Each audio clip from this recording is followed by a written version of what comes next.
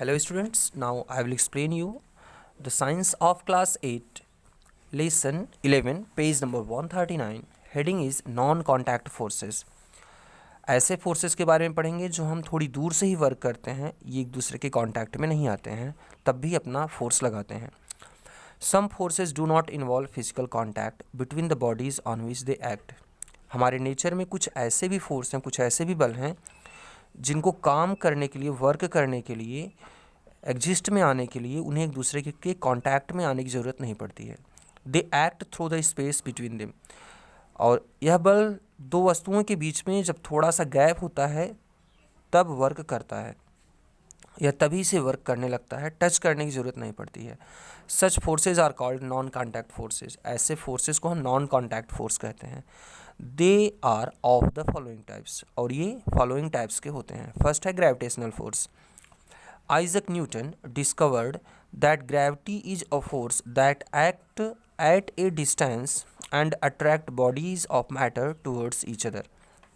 Sir Isaac Newton ने सबसे पहले बताया था कि ग्रेविटी एक ऐसा फोर्स है जो थोड़ा दूर से ही वर्क करती है और इसी के कारण से मैटर, जो पदार्थ होते हैं, एक दूसरे को अट्रैक्ट करते हैं। जैसे स्टूडेंट्स, अगर हम धरती के ऊपर हैं तो धरती से कोई चीज़ फेंकेंगे तो वापस वह धरती पर आ जाती है। हमारी जो समुद्र का पानी है, टाइड आता है, यह भी केवल सन और मून के अट्रैक्शन फोर्स के कारण होता है। तो हर ऑब्जेक्ट अपने वेट के कारण एक बल लगाती है जो थोड़ा दूर से ही वर्क करता है, इसे ही हम ग्रेविटेशनल फोर्स कहते हैं। The force of gravity from the earth on an object is the acceleration of gravity on the mass of the object which is equal to the object's weight। धरती हर चीज़ को अपनी तरफ खींचती है और ये डिपेंड करता है कि उस वस्तु का भार कितना है, उसका वजन कितना है। जिसका जितना ज़्यादा वजन होगा कि वह उतना ही ज़्यादा ग्रेविटेशनल फोर्स अप्लाई करती है। और हमारी धरती का भी चूँकि वज़न बहुत ज़्यादा है और अपने भी वज़न के कारण यह दूसरे के ऊपर बल लगाती है, और वह ऑब्जेक्ट में भी जितना वेट होता है उतना उसमें भी एक्सेलरेशन होता है। The law of gravity determines how fast object will fall. तो ग्रेविटी के नियम ही ये डिटरमाइन करते हैं कि कोई ऑब्जेक्ट कितना तेज़ी से धरती के पास गिरेगी। अगर भारी है तो जल्दी आएगी और अगर हल्की है तो वह धीरे धीरे आएगी। तो जितना ज़्यादा वस्तु का भार होता है उसमें उतनी ही ज़्यादा ग्रेविटेशनल फोर्स वर्क करता है। अगला है electrostatic force. Electrostatic force is another kind of force which can push और पुल टीनी ऑब्जेक्ट्स। इलेक्ट्रोस्टैटिक फोर्स भी एक नॉन कॉन्टैक्ट फोर्स होता है जो दूर से ही छोटी छोटी वस्तुओं को अपनी तरफ खींच लेता है, या इलेक्ट्रोस्टैटिक फोर्स के कारण छोटी छोटी चीज़ें खींच जाती हैं। The following activity will prove it. जो नीचे की एक्टिविटी दी गई है इसको प्रूव करती है। स्टूडेंट्स, अब हम लोग पेज नंबर 140 पढ़ेंगे। एक्टिविटी 1 एम है to show electrostatic force attracts tiny bits of paper. Electrostatic force के कारण कागज़ के छोटे छोटे टुकड़े अट्रैक्ट होते हैं, आकर्षित होते हैं। मटेरियल्स रिक्वायर्ड, हमें क्या क्या मटेरियल चाहिए? Small bits of dry paper, सूखे हुए पेपर, ड्राई पेपर के छोटे छोटे टुकड़े। ए प्लास्टिक कॉम, एक प्लास्टिक की कंघी। मेथड क्या है? Take a plastic comb and rub it into your dry hairs for about a minute. आप कंघी लेकर के अपने सूखे बालों में लगभग 1 मिनट तक रगड़िए उसको। Bring the rubbed comb near tiny pieces of paper as shown in figure. और जैसा चित्र में दिखाया गया है फिगर में, ऐसे ही आप कंघी को कागज़ के छोटे टुकड़ों के पास ले आइए। You will notice that pieces of paper are attracted towards the comb.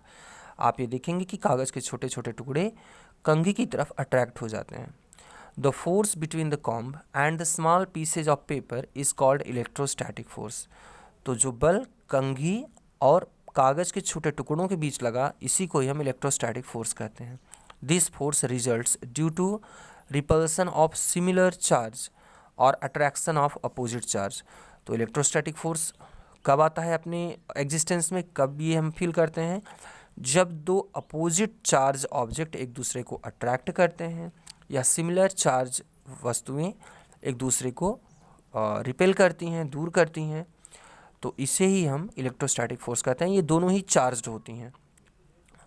या इनमें से कोई एक चार्ज होता है। The closer the charge the greater the force. Charge जितना नज़दीक होते हैं उतना ही ज़्यादा यह बल लगता है। कंक्लूजन, अब हमें इससे क्या पता चलता है? It is so because the plastic comb gets electrically charge when rubbed with hair. तो इस तरीके से जब हम बाल में कंघी को रगड़ते हैं तो कंघी हमारी चार्ज हो जाती है। या फिर जब हम वुल में, ऊन में, जिससे हम लोग स्वेटर बनाते हैं, उसमें जब हम कंघी को रगड़ते हैं तो हमारी कंघी चार्ज हो जाती है। The electricity so produced pulls the bits of paper towards itself. और इस तरीके से जो थोड़ी सी मात्रा में चार्ज ओरिजिनेट हो जाता है, प्रोड्यूस हो जाता है, वही छोटे छोटे टुकड़ों को, कागज़ के छोटे टुकड़ों को अपनी तरफ अट्रैक्ट करता है। अगली हेडिंग है students, magnetic force. The force of attraction और repulsion exerted by magnet is called magnetic force. तो कोई मैग्नेट दूसरे मैग्नेट को या लोहे को दूर से ही अट्रैक्ट करता है, या अगर दो मैग्नेट होते हैं तो ये एक दूसरे को अट्रैक्ट करते हैं, या कभी कभी एक दूसरे को रिपेल भी करते हैं, एक दूसरे को दूर भी करते हैं, जल्दी आना नहीं चाहते पास में। तो ये जो मैग्नेट का फोर्स होता है, इसे ही हम मैग्नेटिक फोर्स कहते हैं। A magnet attract iron feelings. Magnet किसे किसे अट्रैक्ट करता है? आयरन के छोटे छोटे टुकड़ों को, नेल्स लोहे की कील को, and other objects made of iron या लोहे की बनी हुई दूसरी चीज़ों को, स्टील, निकल एंड कोबाल्ट। तो स्टील, निकल, कोबाल्ट, ये आयरन, इन सब चीज़ों को मैग्नेट अपनी तरफ अट्रैक्ट करता है। एक्टिविटी 2, एम क्या है? To observe magnetic force. हमें मैग्नेटिक फोर्स देखना है। मटेरियल्स रिक्वायर्ड, हमें क्या क्या मटेरियल चाहिए? मैग्नेट चाहिए, पिन, लोहे की पिन चाहिए। मेथड कैसे करेंगे हम? Place a magnet vertically on a table. एक टेबल के ऊपर हम मैग्नेट को, जैसा फिगर में दिखाया गया है, ऐसे ही रख देंगे। Hold a few pins under the table just below the magnet. Magnet के ठीक नीचे वाले टेबल के हिस्से में हम कुछ पिन वहाँ पर पास में ले जाएंगे। The pins are attracted to the magnet and stick to the table. Magnet pins को अट्रैक्ट करता है और ये लोहे की पिन्स टेबल से चिपक जाती हैं, स्टिक कर जाती हैं। रिमूव द मैग्नेट, हम जब मैग्नेट को हटाएंगे, the pins will fall down, pins अपने आप नीचे गिर जाती हैं। कंक्लूजन, हमें क्या पता चलता है इससे? This shows that magnetic force is exerted through the table with no contact with the pins. हमें पता चलता है कि मैग्नेटिक फोर्स मैग्नेट और पिन के बीच में लगा, यद्यपि उनके बीच में टेबल भी था, उनके बीच में कोई कॉन्टैक्ट नहीं था। मैग्नेट और पिन के बीच में, उनके बीच में टेबल था, तब भी हमारा अट्रैक्शन फोर्स लगा। Magnetic force act at A distance, और हमें ये भी पता चला कि मैग्नेटिक फोर्स दूर से ही वर्क करते हैं। अगली हेडिंग है students, unit of force. Various units of force are described below. Force की जो बहुत सारी यूनिट्स हैं वो नीचे लिखी गई हैं। SI unit, the SI unit of force is Newton. Force की जो एसआई यूनिट है वह न्यूटन है, जो पूरे वर्ल्ड में एक्सेप्टेड है साइंटिस्ट के द्वारा। The unit newton is denoted by the letter capital N, और न्यूटन को हम कैपिटल एन से शो करते हैं। Some other units used for describing forces are. Forces नापने की जो कुछ अदर यूनिट्स हैं वो कौन कौन सी हैं? Kilogram force, the force required to lift a body of mass 1 kg vertically is called 1 kilogram force. तो किसी 1 किलोग्राम भार की वस्तु को ऊपर उठाने के लिए हमें जितना बल लगाना पड़ता है उसे ही हम 1 किलोग्राम फोर्स कहते हैं। Gram force, the force required to lift a body of mass 1 gram vertically is called 1 gram force. 1 gram की वस्तु को ऊपर उठाने के लिए हमें जितना बल लगाना पड़ता है उसे ही हम 1 ग्राम फोर्स कहते हैं। स्टूडेंट से पेज नंबर 141 पर है। The unit gram force is denoted by the notation small g small F.